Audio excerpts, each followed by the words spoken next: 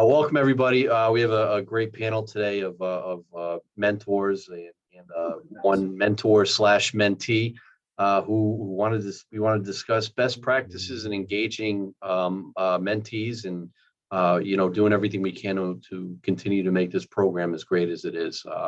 Like we said, we want this to be conversational. We have Lynn Walsh from the College of Charleston, Kevin Trainer from Arkansas, John Painter from Maryville I think College. you're good, Jim. You're good. And Kristen Keller, who is both a mentor and a mentee, double threat.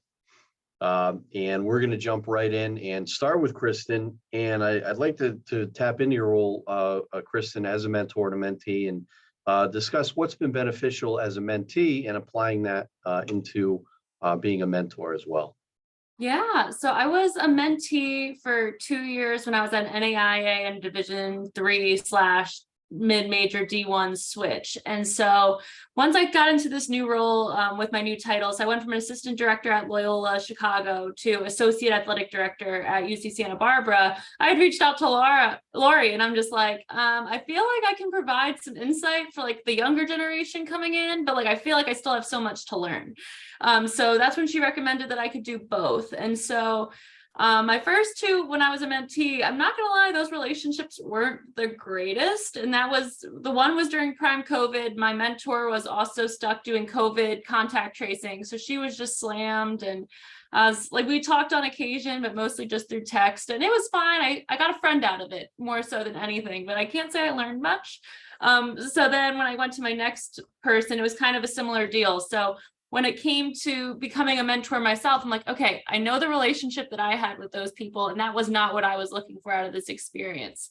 I still have a mentee who's not the most responsive, but still just try to be there for her. And I text her like every other week. I put a reminder in my phone so I don't forget. And even though she might not answer me, I always just send her a message like, hey, you're doing great. Like I go to her website, see what she did with women's basketball. She's a first year women's basketball contact at HBCU. So I just try to like give her encouragement of like, I know your life's crazy. I know travel's a lot. I know you're getting the hang of it, but hang in there, be great. My mentor now, actually, Mike Williams at Illinois State, has been a major asset for me in helping me realize this relationship as well. It is what you make of it, but you can make it a great one. And it doesn't just have to be you learning or teaching or anything like that. It could really just be creating a genuine connection, and then other things come along the way. Like he had a very similar transition when he was stepping into an assistant AD role at a mid-major that I've been able to kind of tap into him on, but also just be able to have those connections. So to me, the biggest thing I got out of all of it was just being able to realize it is what you make of it. And sometimes it is, especially now that I am in a mentor role, it's not always you. So like, just remember that, like, it might not feel great, but it's not always your fault. Like, you can only do what you can. So just helping to encourage the next generation, I feel like, is so crucial, especially as we continue to lose ranks in the SID world. So I have a follow-up question for you, yeah. Kristen. One important part of having just the mentors here was having a mentee that were able to give something back to the mentors to go to their relationship with, their pairing with. What do you think was Mike's, what was the best process that's made it so beneficial for you? How did he kind of crack the code to engage with you? Yeah, I mean, he's just been so good at making sure that not that we connect, but like for me, it's so easy for me, like, especially with how busy I am and being down like 2 staff members, because both my assistants left in my first 6 months, which I expected to happen, but still just him to constantly keep that on my calendar and to still text me like an hour before and say, hey, are we still meeting today? Do you need to move? And it was never like, do we need to cancel? It's never that. It's like, do we need to move this? Like, he could tell that I needed it. And just, he seems like he genuinely cares. And that's what I really appreciate. Not that others didn't, but he was super engaged. If I just needed to text with a question, he's always responsive to me. He's never just like, I don't have time for this right now, I'm so busy. Like, he really puts forth that effort. And I think that's what the difference is between him and my other mentors that I've had in the past, is that he's showing that even though his life is busy, and I know it's busy because of the conversations we have, he still makes an effort to make some time for me and any questions I have, which has been really it makes me feel good and also makes me want to hop on these calls and not just like, oh, I signed up for this thing, I guess I have to do it. I actually look forward to it every other week when we have them scheduled. Sometimes I've had to straight up cancel, but even then he's like, okay, well, we'll just keep our next one on the calendar and call, and I'll see you then. So it's been really good to have that connection and that standstill, constantly just being like, no, I know you need someone to talk to, let's talk. So it's been That's great. That's exactly what we all want. And I know from the committee standpoint, we want to hear somebody say, this is the ideal situation that we're in. I'm happy you're having a great experience there. Mhm. We're going to jump over to Lynn, who I believe is traveling. So she's been great to jump on while she's on the road with the team. Lynn, what's been your best experience during this mentorship pairing with this program, and how do you think you got to that point? Yeah, I think something that we hear a lot in the sports industry is that it's a people industry, right? That at the end of the day, we're covering athletes and at games, but it's about building relationships and cultivating that with whoever it might be, coaches, administrators, players, other people in the industry. And for me, the best mentor-mentee relationships, and I have 2 mentors on here currently right now, which just shows you, and they're 2 of my, I like to think, successful mentor relationships. Is that you get to know who they are as a human being, and you get to know what they like, what they enjoy. Yes, you talk about X's and O's and things beyond that, but it's those daily check-in texts. I think that I know Lori's a Kansas fan, so when Kansas volleyball made it pretty far and I'm a volleyball fan, I'm going to shoot her a text. And I know Caleb's got women's basketball right now, so how's that going with him? And developing beyond just how can you help me get to the next step? I think so often in these relationships, it's who can I have a mentor, who can I have a mentee that can help me, as opposed to how can we foster each other. I think that's great. That's an important part of the program, is making sure how you can play off of each other and help everybody exchanging ideas. And I know that's the approach that I've always taken, and something that we encourage to our mentees to engage and give back and forth. That's great. Thank you. Kevin Trainer from Arkansas. Kevin, what's been your approach as a mentor in engaging with your pairing? What do you think has been beneficial for you? Well, thanks for having me on, Ken. It's great to see a lot of familiar faces. And first of all, when you put mentor on it, it makes you feel a little bit older, but that's okay. We've been in the business for a little while, but really, when you talk about being a mentor, as several people have mentioned, it really does. It is a two-way street, and I think my mentees that I've had have made me a better mentor. And so I think what I would suggest to people that are in that role is to utilize and challenge your mentee to tell you what they're looking for. I think we all can give the stump speech of how we got started and all of those things, and that may be of interest to them. But one of the most successful mentor-mentee relationships I've had is when the mentee actually, we set an agenda and we kind of decided what we were going to talk about in advance. For instance, the first time was my background and kind of how I got to where I am today. And the second was involvement in college sports communicators. How do you get involved in leadership positions? How do you get on committees? Some very practical things. And the great thing about that as a mentor is you're not guessing what your mentee wants from you. They may have very specific. We've talked about, I'm also fortunate to be a sport administrator here at Arkansas. And so we've delved over into areas that are more about professional growth outside the traditional athletic communications business, of how you position yourself to move forward, not just in athletic communications at your institution or conference, but in other administrative duties. So I found that very effective. Again, just as Lynn has mentioned and Kristen both mentioned, just that contact and knowing you have someone to call, someone to ask, bounce things off of. And let's be honest, it doesn't matter whether you're in your first year or in your 30th year or 40th, you have those individuals that you call on to bounce things off of. And so I think that creates a great mentorship and really just a great dialogue between mentors and mentees.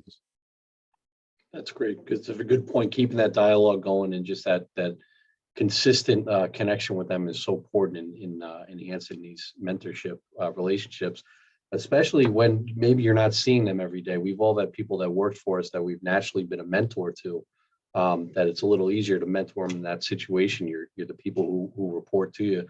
And, with that in mind, I'm going to throw it over to Mr. Painter from Maryville. And, I know you've had a lot of success mentoring individuals who have worked for you. And I know personally that I sent one of my guys over to John a few years back, and he raved about how great it was to work for John. And what practices have you taken from that day-to-day in person with somebody who's worked for you, those experience in mentoring those individuals and applying that to your pairing now and in working in the mentorship program? This is your first year as a mentor, correct? Yes, sir. Yes, Ken. Thanks for having me on. Like I said, it's funny. This who's screen. I'm looking right at it. Yes, the NCAA in this room, we can probably solve all their problems. That's right. That's right. Yes, I'm the rookie in the bunch here. I'm lucky enough to be paired up with Maya Dawson. Maya was at the Atlantic 10, and now she's just taken a job at Cornell College in Iowa. So we're in the middle of talking about all those, changes in her life. And that's been a lot of it. Boy, she's a go-getter too. She makes me look like a couch potato for sure. But she's been a lot of fun, and I'm learning from her. And you mentioned my experiences. It has worked out. I enjoy the mentoring part of it because I'm still a mentee. I've got a mentor of mine that's helping me look up Maryville football records.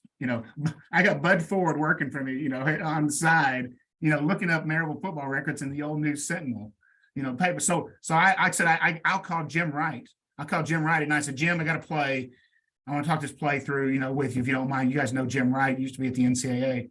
So I've still got mentors. I'm still a mentee, so it maybe helps me in that capacity. But yeah, I would say the last 10, 15 years, I used to always say my favorite part of the job was the we won and the we lost of it. I just really enjoy that part of it. But I've also found that I really like the mentoring part. I mean, I don't try to be a mentor. I guess it just kind of works out that way. And as Kristen said, it's got to be a two-way street. I mean, you got to have somebody that really wants to be there and be, invested in what's going on. But boy, when you get that, it is a lot of fun, and you really watch them fly, and you put them in, you put them in starring roles, and you let them go, and it's a lot of pride, when they're now, working, FBS football, they're working Power 5 football and Power 5 men's basketball and women's basketball and volleyball. It's a lot of fun to keep up with them, and that's my job is to kind of keep in touch with them and keep, seeing how they're doing and supporting them and stuff. But I'm off to a good start with Maya, and I'm looking for big things, out of this relationship. Excuse me. Sorry. It's great to continue that relationship, even though you're not engaging with them on a daily basis. And it's been very rewarding for me. I followed Mike Kopolansky at two different places, and I've constantly been chasing his number of former assistants that go on to the full-time job. So I think I'm still behind Mike there. But as we said, this was supposed to be conversational. And if there's anybody who's interested in contributing to the conversation or has any questions, or maybe some issues that you're having with your current pairing, and looking for some advice in expanding on that. I know there's a few first-time mentors on this call, and there are individuals who have been in this longer than I have. So I mean, they're going to forget more about mentoring than I'll ever know, probably. But I'd like to open up to the floor. If there's any comments anybody would like to make, any questions or concerns for the program, we'd love to hear from you. Ken, this is Joe Browning. I've been in the program since it originated. I'd like to just echo what Kristen said. Every mentee is different. They're not all the same. They all react to things, contacts differently. And just if I could offer any advice, it'd be not to get frustrated, because they all go at different paces, and they're all looking for something different in the program. One thing for me, I'm like Joe, I've been in the program since its inception. And two comments that I want to just kind of put out there as outside looking in, and then the inside looking out. Even though I'm not full-time in the sports information world like you guys are on an every single day basis, I still have the interaction here with the ACC, Florida State, FAMU, TCC locally at junior college level. And one of the things that I think I pride with the mentor-mentee relationships is taking my inner circle and making my inner circle potentially their inner circle, and introducing them to key players within their inner circles. And one of the cool parts about that and the partnerships and the pairings is my first pairing literally is a Division II individual who is now all the way up into Division I as an assistant AD when they started out as an intern. And now that individual has hired on individuals that I've mentored over the past, or has stretched that relationship where, because of the word of mouth of the individuals in this group, people have landed that job or landed that opportunity. So my biggest challenge, I would say, for you guys that I've experienced is making sure that you're including your mentee in your inner circle so they can have those touch points with people who they never may have that conversation to. The second point of emphasis for me as part of the mentor-mentee relationship is teeing up conversations, not just in their bubble and what they're dealing with on campus, but I'm going to use Lori as a perfect example. My past mentee that I just had is a student who was at Baylor University in the Big 12, and hardcore sports nut, wanted to get involved, did everything she could, but her opportunities on Baylor's campus was extremely limited to just equestrian. She wanted experience, she wanted to do something.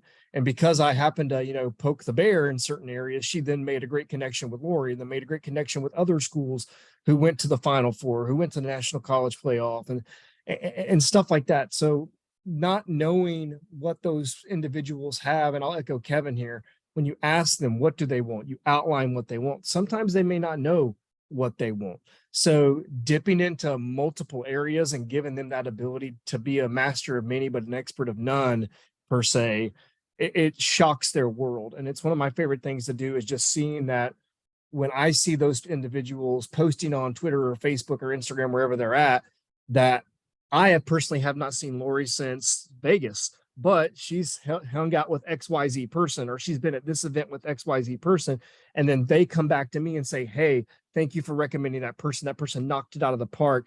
And then that expands not just your personal clout, but their personal clout of being able to know, hey, I can still continue to send that person or to send this individual. And they give you great feedback. So having that outside knowledge of feedback to me is also huge. So that's the two things I just wanted to bring up. Yeah, those are great points, Jason. And I love that, expanding that circle and everything. Nobody in this room, everybody in this room has been in a position where we would have sunk if we didn't have the help of some of our peers. And I think it's just such an important thing to help each other and pass that message down to the other generations. To anybody else, to the any of the panelists, what do you think has been your biggest challenge with the mentorship program? Has there been any challenge where you just kind of banged your head at what was happening with it, and maybe you're getting a little frustrated over it? And how can we fix that, do you think? If there's anybody who can contribute to overcoming an issue that you've had? I know that for me, my pairing this year, well, I was having a hard time getting in touch with her, and I reached out to Lori, and things actually got rolling there. But I think we've all made some good points on keeping up that consistent conversation, as Kevin was talking about earlier. I think that's important, having a plan going into there. But if there's any other issues, and maybe you had a bad pairing or heard of a bad pairing, and how do we work on that? I know there's a lot of experience in this room. Yeah, I can share a quick experience, Ken, of my first year. And obviously, if you look around this call and kind of the gender differences, and that's just natural in our industry.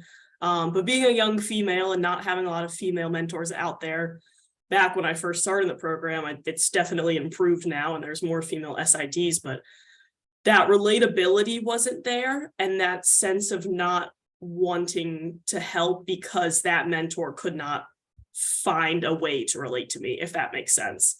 And that as females in the industry, we know that we have to kind of try a little bit harder and kind of work the conversation sometimes a little bit different. But that initiative was not there on the other end. Now, I'm thankful to say that there have been other male mentors in my life that are complete opposite, and it's been great, but it's flipping the switch a little bit. And I think that switch has been flipped.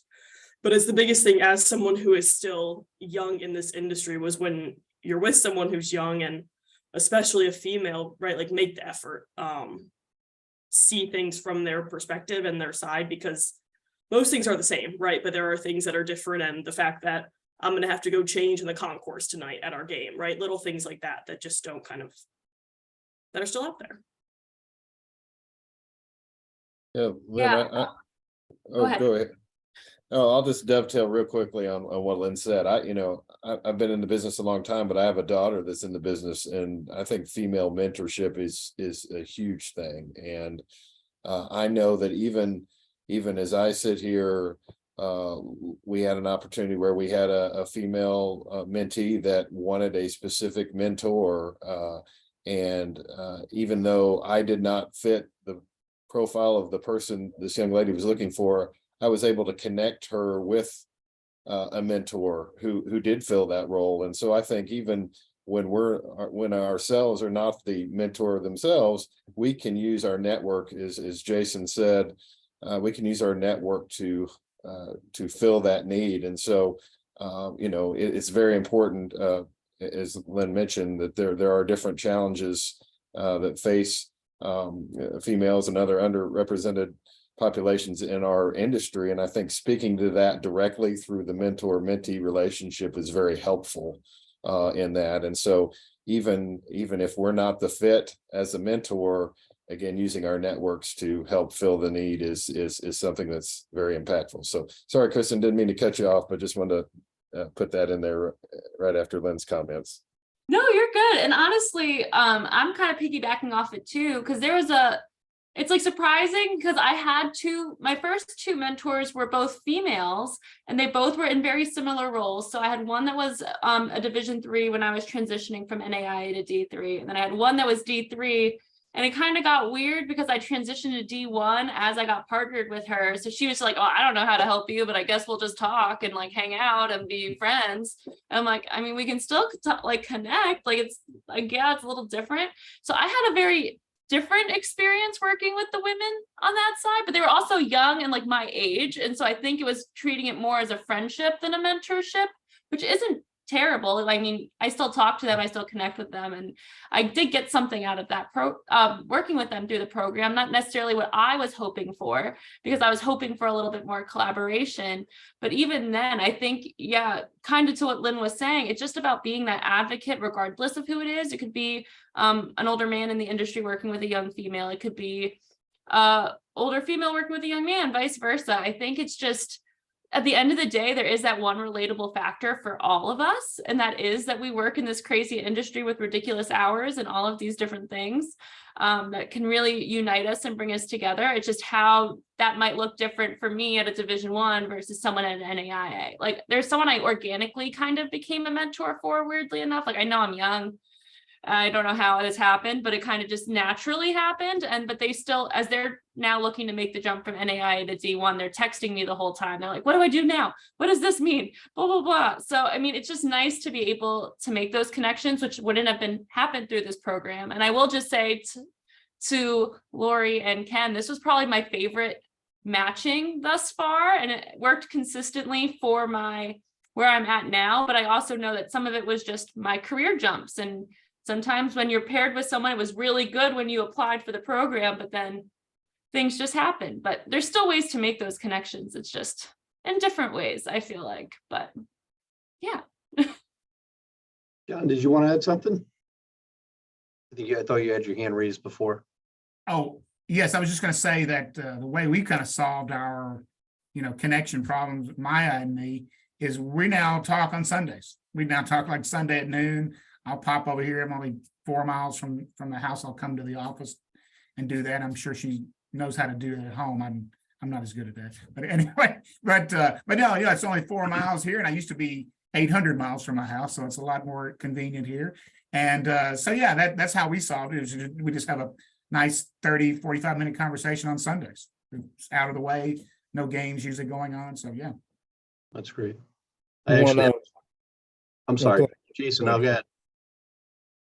Go ahead.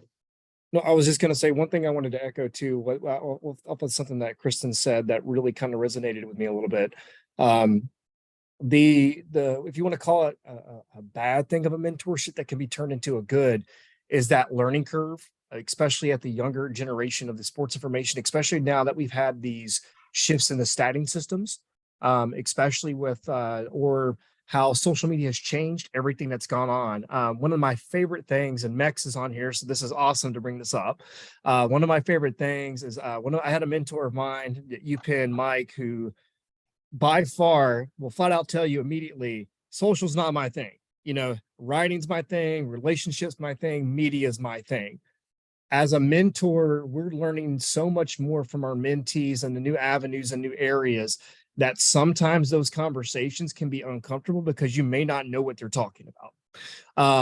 For me, luckily, I'm in that in between where I'm 40 years old pretty much, and I've got the older mentorship and the younger, and I'm sitting in the middle, so I get a little bit of the both. So it's kind of easy, but I've had a couple of phone calls back from Mike, and it's been funny because he'll be like, "Hey, what is this about?" And it's, can you tell me so I can go back and talk to this person? So that learning curve sometimes has been a little bit of a challenge. And then also the eagerness of it and not realizing that every single fresh budding college institution individual thinks they're going to be making $80,000 a year, working football as a main content on the SEC network, ESPN, every front. And we all know that's not going to happen. But it's that they want it and they want it now. So that's the hard part is, hey, it takes time. It takes growth and keep that clay molding. So that's kind of been like the only, if you want to call it a bad connection, I don't think it's bad because it's a growth point, but that's the only stumbling block. I've kind of had to skew some of the mentees that I've had and say, hey, okay, slow it down now. Let's take a deep breath and let's start over type of a situation. My mentee, I was going to say before, is a 24-year-old female, first full-time job in sports information. And I was concerned if she wanted to be paired with me because we were kind of having a hard time connecting. So I asked her flat out and she said, no, I'm just buried. I'm in a one-person shop over here and I can't find the time. I said, I happen to be in the same exact boat. And about halfway through, our 20-minute, 30-minute introductory conversation, we were like, wow, we're actually very similar. And she was just like, I'm actually happy that we landed in this pairing because I think I can learn a lot from you. And I said, well, you're going to be teaching me a lot of stuff too. So we'll make sure there's a good back and forth here. But I think as we come up on 30 minutes here, unless anybody would like to contribute anything else or jump in here or discuss anything, I think we're getting pretty close to wrapping up here. And, I want to thank Kevin, John, and Lynn and Kristen for jumping on this call and acting as panelists. I was in a late jump trying to scramble and get people to serve on here, and I really appreciate you guys coming on board. And again, what a room we have here, and this is awesome, huh? Yeah, Ken, real quick, could I just say a couple of things as we wrap it up? First, thanks to every single person here. You are our superstar mentors. But I did want to say, if your mentee relationship is broken, let me help you fix it. Pick up the phone, call them or call me, and we can do something about that. Sometimes our mentees leave and go to other schools and forget to tell their mentor, or leave the profession completely and forget to tell their mentor. So we've had a couple of situations like that this year. The second thing is, and I know you guys all know this, but these connections go past this year. I've had so many people in the program throughout the 6 or 7 years say, oh, I want my same mentor as this past year. Can we go ahead and do it a second year? And my answer to that is, you've got these people forever. Let me give you a new person to create that new relationship with, but you've got this person for as long as you both want the connection. So make sure that Lynn and I had a check-in call last week, I think it was, and our pairing was last year. So we're keeping that connection going. And then after you disconnect from this, there's a real quick survey with it's kind of a mid-year evaluation. So if you don't mind filling that out, just give us a little bit of feedback halfway through the program. But did anyone have any questions? Can I just make a quick suggestion for Orlando before we get like deep planned? It would be awesome. And I mean, most of us do meet up with mentor-mentee relationships, etc. But I think in the 7 to 8 years that we've done this program, we've only had that highlight moment about, oh, hey, we have this mentorship thing. I truly think it would be a great investment of a time of 20 or 30 minutes of a panel or a group discussion to, if there is that mentor-mentee relationship there present, so both people are there, or just mentor-mentees giving both sides of the story and how it works. I think that might be the eye candy that might help grow this program a little bit more from just those who are already involved this year. It's been phenomenal, and I'd like to, and I'm a very huge evangelist for this group, but I also think it would be remiss if we didn't take that opportunity that we haven't had over the past couple of years to have that forum or have that meetup or a get together, whether it's 10, 15 minutes here and there or an actual panel itself. Yeah, I think, Talk your way onto the committee. yeah. I'm there for it. Let me know. I'm pretty sure that's in the works, Jason. I believe the committee is working on having that kind of meetup. So we'll communicate as we get closer. But I also do think an advertisement for the mentorship program is worthy as well. Thank you. Yeah. Anyone else? Well, thank you, everybody. This has been great. Awesome. Yeah, Thanks. thanks so much.